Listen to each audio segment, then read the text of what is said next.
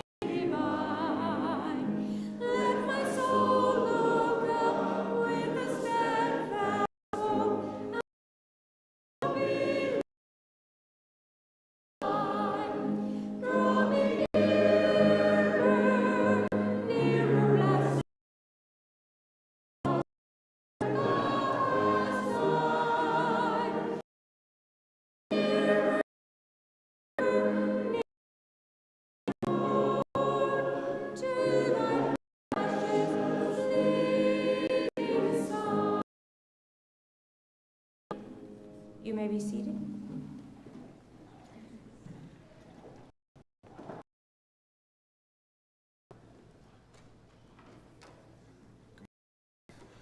Welcome.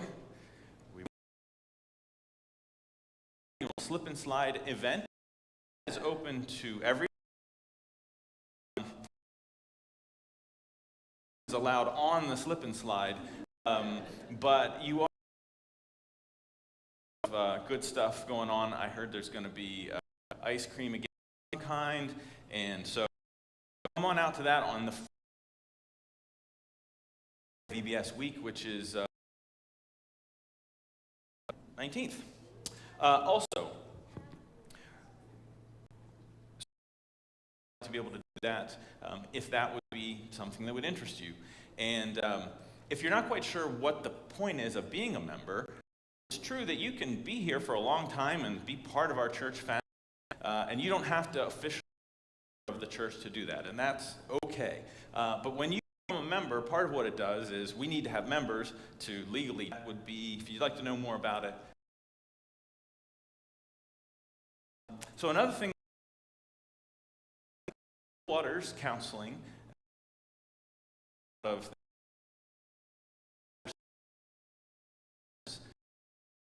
closing as still are retiring, and so we've been thinking we keep on offering a really reduced rent and continuing ideas of how to support them. We are excited to have this option for people.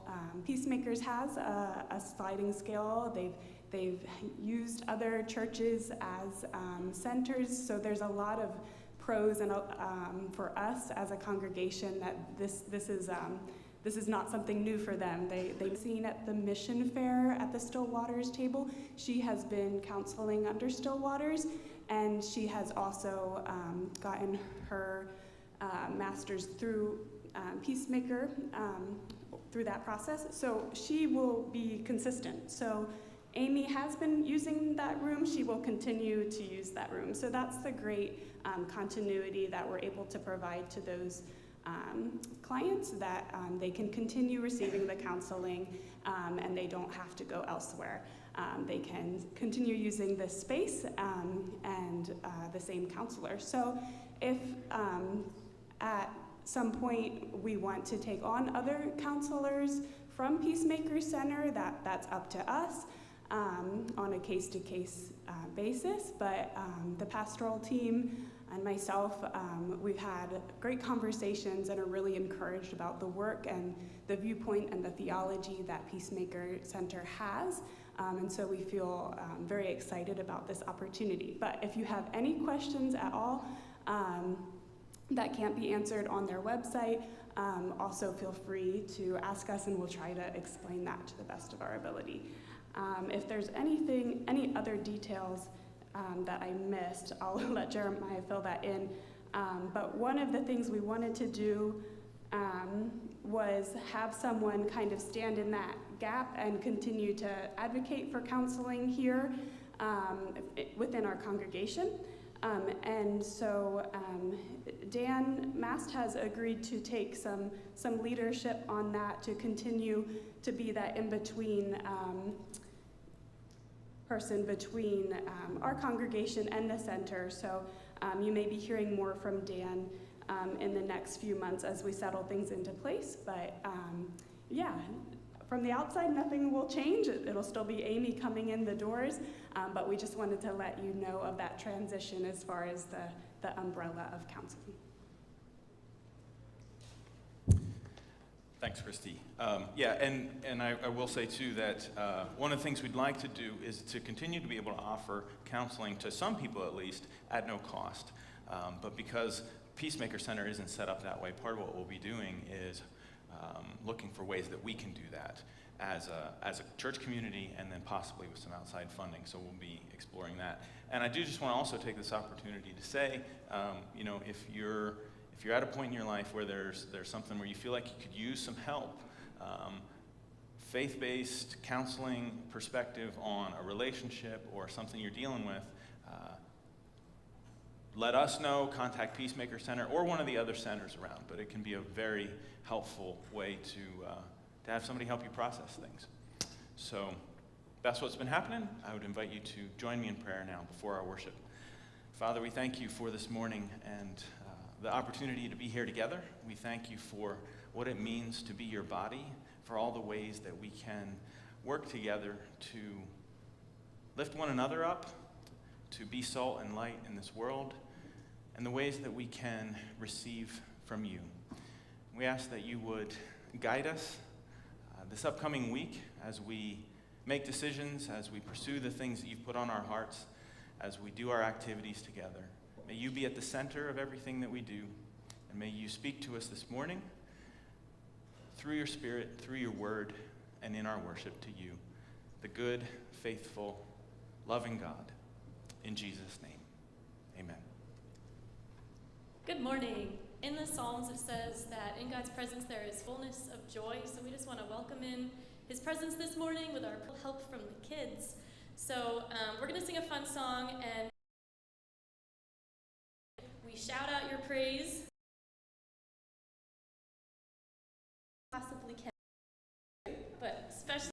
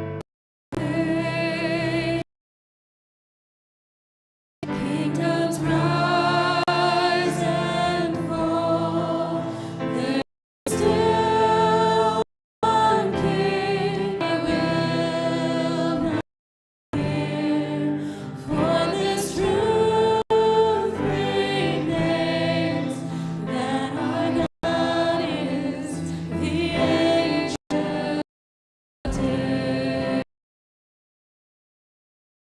None above him, none before. Time in his hands, for his throne it shall remain and never stand.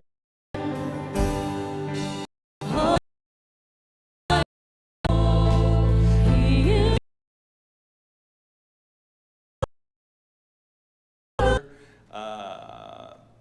but I didn't really feel like I could stand up here and say, well, this is Jesus' vision for the kingdom that he's bringing, but we're going to ignore parts of it. So the thing is, this is a tough passage, partly because it's not always obvious exactly what Jesus is saying, but it's also tough because it's about things that have brought a lot of personal pain to a lot of people. And when I planned this part of the series, I was planning to include the two verses that are on your handout that we didn't read about divorce, partly because some of the ideas really are the same. But part of the way through this week, I realized that it probably would be better not to try and do it all at once.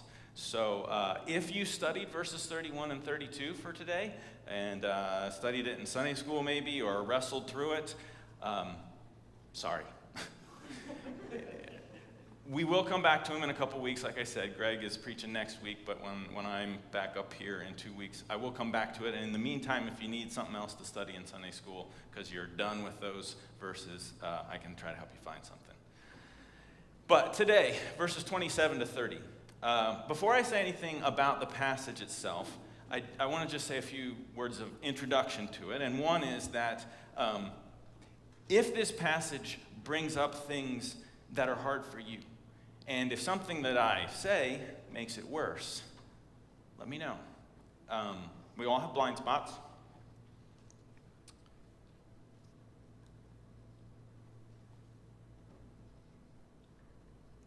And I know that some of you have experienced difficult things.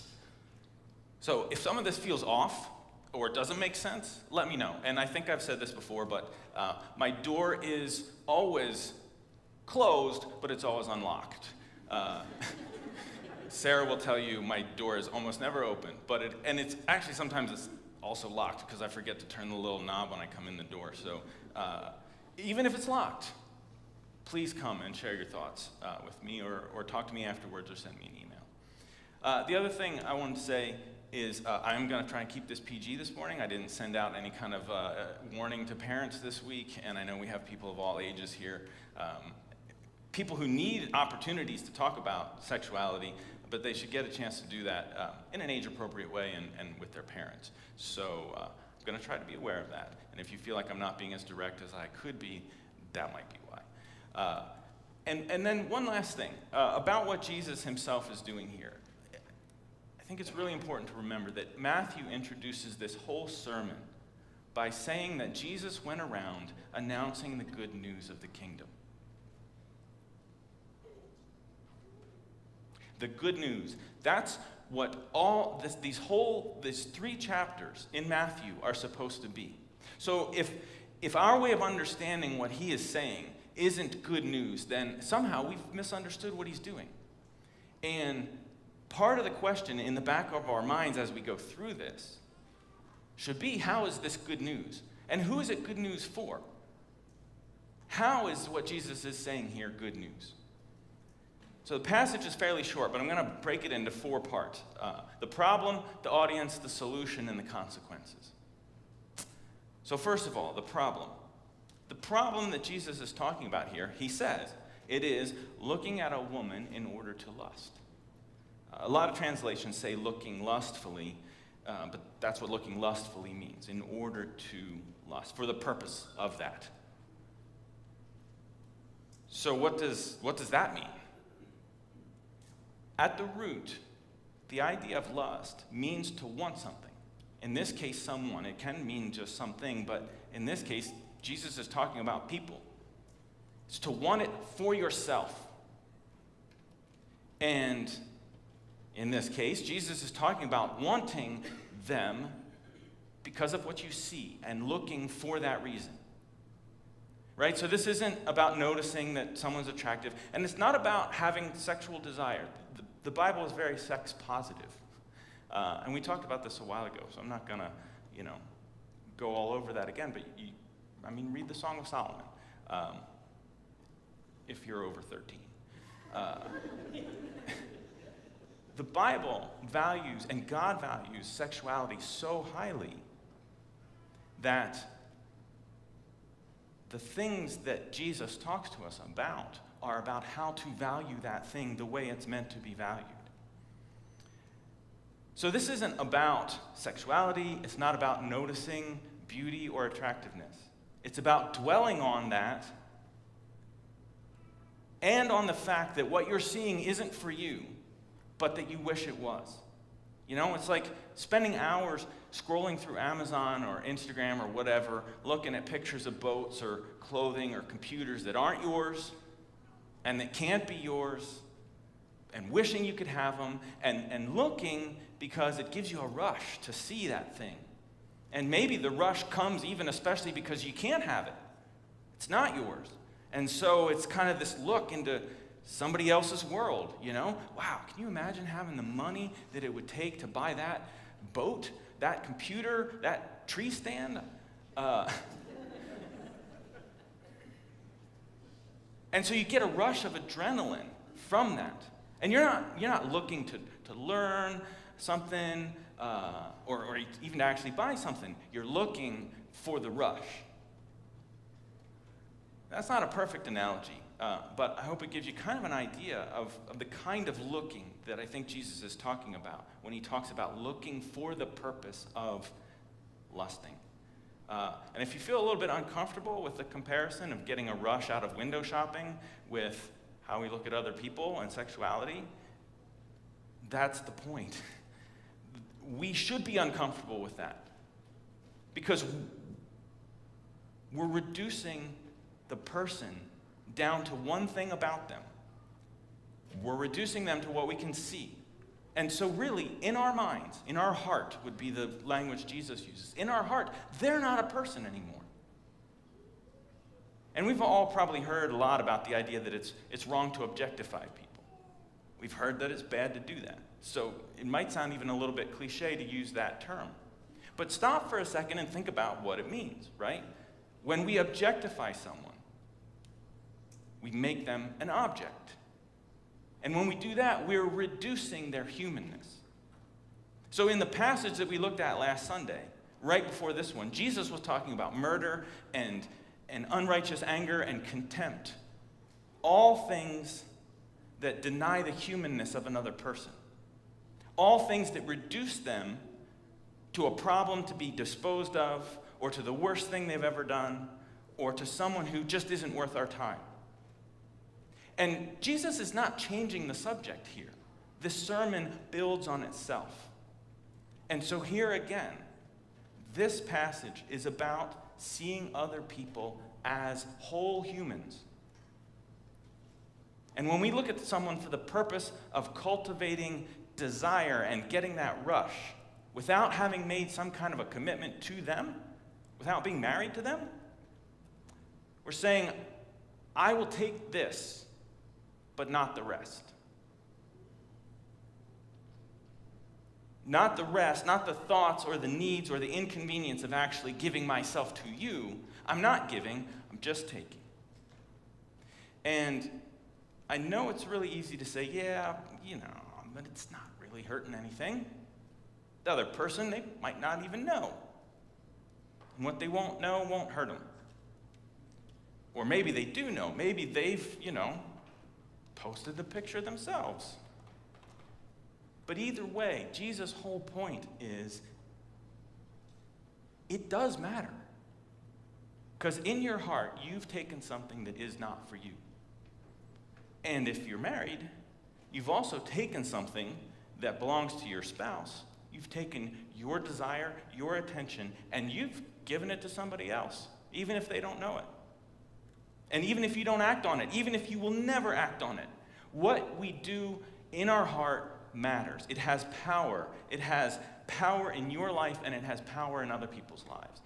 That's what this whole section of this sermon is about, that what we do in our hearts matters. It has power.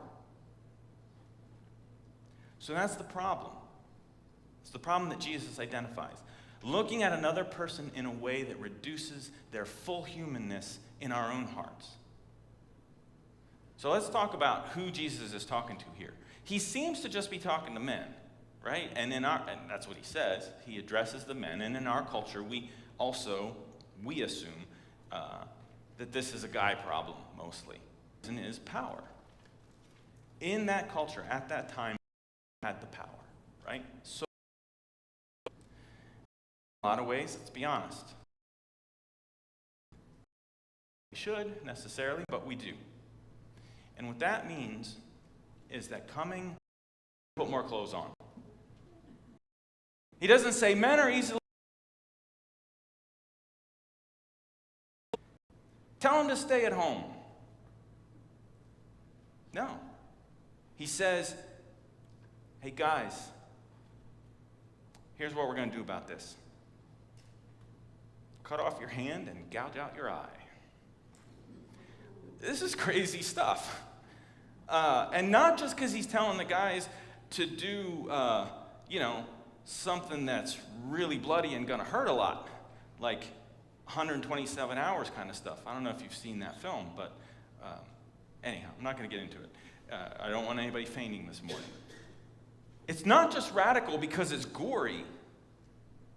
It's radical because he's telling the men to deal with it. He's telling the lookers, not the lookies. Jesus leaves zero room here to blame the people who are being looked at. This is the complete opposite of men going around whining, saying women ought to wear more clothes. Jesus is like, sorry, you're going to have sexualized. I think sometimes we don't even think about it anymore. But again, Jesus lays the responsibility on the lookers. And I think the American church has been getting this backwards for at least ever since I was a kid. We've been telling people how to dress and how to act for years, when Jesus says what we should have been doing is gouging out our own eyes to make ourselves safe for those people to be around. So how do we do that? I mean, we don't actually cut off our hands. I think that's obvious. I hope so. If we were supposed to, honestly, a lot of us would only have one hand. We'd only have one eye. And it sounds a little risky to say that maybe Jesus was exaggerating here. I understand that, because then we could start to say, well, maybe he was exaggerating about everything. But we know that his hearers understood that he was overstating his case because he didn't have a bunch of disciples with only one eye. There aren't any stories of the early church being full of people with only one hand. There was one famous church leader who took Jesus really literally a couple centuries later and started cutting things off, but he was the exception. What Jesus was actually saying is, be willing to take drastic measures to cut the thing out of your life that's causing the problem. And most of us have probably heard that before. A bunch of times, probably. But the question that keeps coming back and that we have to keep asking ourselves is, are we willing to be as radical as we need to be or not? And, so what's the thing? How radical would you have to be? And look, let's just be honest. Most of us are probably saying, okay, I see what you're saying, but I need the internet. Right? I need a smartphone. That's where a lot of the problems are these days. And we need those things. Yeah, but you need your eye too. And Jesus' point is you might have to gouge something out that feels as important as your eyeball. So, look, maybe you don't need to start by throwing stuff in the trash or cutting your internet connection or whatever the thing is. But there are ways to, limit stuff. There are ways to block certain types of websites. There are ways to limit usage to certain places and certain times. I'm not going to go into all kinds of specifics now. But if you need to do that, there are people that can help. I can help.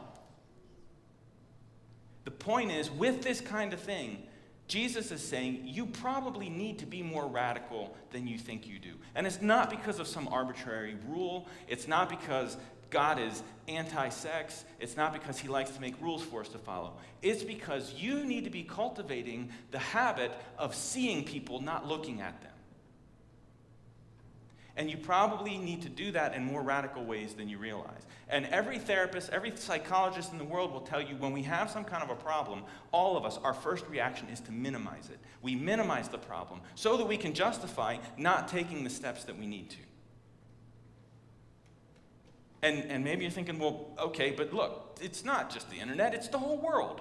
I can't just cut one thing out. I'd have to lock myself in my house and stay there. You can't even go out in the street these days. That's blame shifting again. It's not my fault, right? It's everybody else's fault. And that's what Jesus is saying. We can't do that. And it ignores the fact that underneath it all, in the end, the thing that we most need to gouge out, it's this idea, maybe a subconscious idea, this idea in our own heads that I am a consumer, and the bodies and the people around me are for me. We're not consumers. There's only one body that's out there for you, and it's your spouse. And even then, it's only for you. It's not yours. You don't own it. And I'm not going to get too much into the topic of sexuality and marriage today, but I will say this. The consumer attitude about sex is not just a problem outside of marriage. If you start ignoring the fact that your spouse is a whole person, if you start erasing their humanness, everybody's going to end up miserable. Gouge that way of looking at people out of your head completely. Jesus says, gouge it out or there's going to be bad consequences. So what are the consequences? Better to cut off your hand than have your whole body thrown into hell. All right. So we're going to talk about sex this morning, and we're going to talk about hell. What is Jesus talking about here? We usually assume that the word hell in our English Bibles is talking about some kind of eternal punishment after we die. There's a lot of reasons for that, and they're not actually all biblical. The Bible does talk about final judgment, okay? So don't accuse me of saying that it doesn't. But the word hell is not necessarily always talking about that. Some of you might know that the word for hell here in Matthew is actually the name of a valley outside of Jerusalem called Gehenna. Maybe you've heard of it, you can still go there. It's a valley that maybe had a burning trash dump in it at the time of Jesus. Historians are less sure about that now than they used to be. But one thing we do know about it is that this is the valley where some of the kings in the Old Testament used to do child sacrifice. And it's the valley where God himself told the Israelites through the prophet Jeremiah that if they didn't turn from their ways, they would end up being destroyed by the Babylonians in that valley. So when Jesus talks about this valley of Gehenna, he's talking about a place that everybody associates with destruction and with evil, and with the fact that we can bring destruction on ourselves by not turning away from evil. So you can see why people started to connect it with the idea of final judgment. But there isn't really any reason in the Bible to think that that's the only thing that Jesus is talking about here, or that that's necessarily what he's talking about at all. And part of the reason that's important is because, first of all, it means that, like we said with anger, right? God is not saying, well, you put your faith in me, and so you're saved, but you looked at people wrong, so, eternal damnation for you. this passage isn't about salvation, I think. And if we think that it is, part of the problem is we end up letting ourselves off the hook, maybe a little bit, because we say, oh, well, he's talking about hell, and I'm saved, and I'm not going to hell, so really, he's not talking to me. But if we recognize that what he is saying is, if you go down this road, if you let yourself become the kind of person that sees other people as consumables, you are bringing suffering on your whole self. You're bringing trouble on yourself that sooner or later, it's going to make the idea of gouging out your eye seem like a small price to pay. And he's not saying, because if you don't start to think differently, eventually you're going to end up committing adultery. He's saying that when you let yourself get in the habit of seeing people as consumables, you're going to be less and less satisfied with the life that you actually have. And that attitude will seep into your relationships.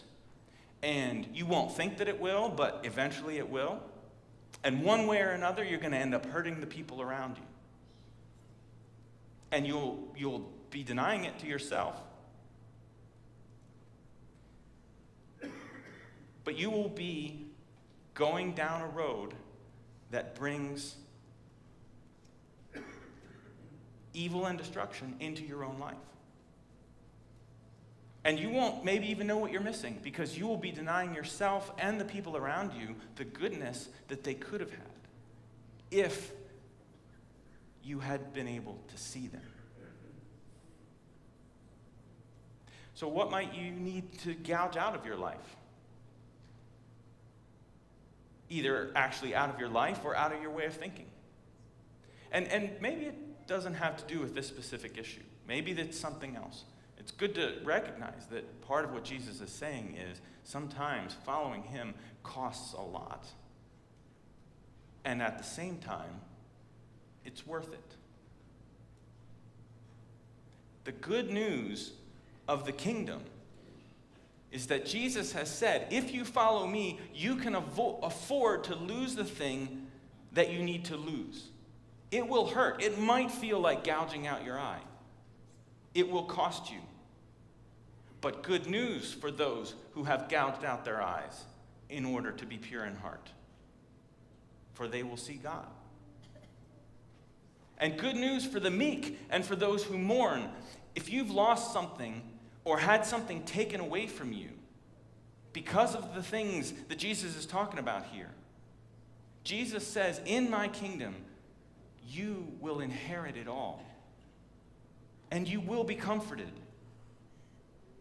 Good news for those who mourn because of the brokenness of our sexuality in this world. You will be comforted. And good news for all of us, because in Jesus, we all have a king who did not just look at us. He saw us.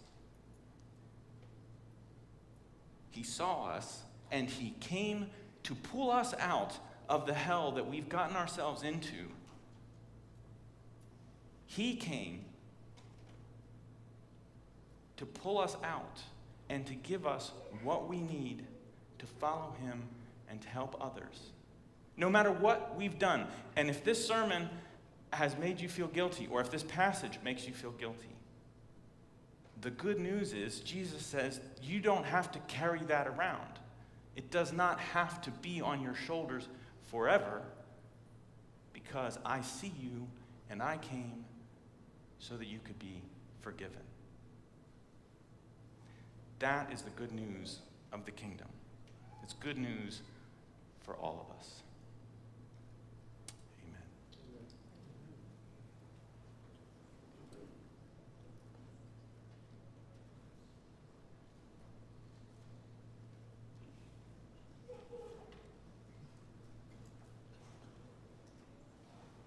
Take your red celebration hymnals and turn to number 653. Let's stand and remain standing for the benediction. Number 653, Whiter Than Snow.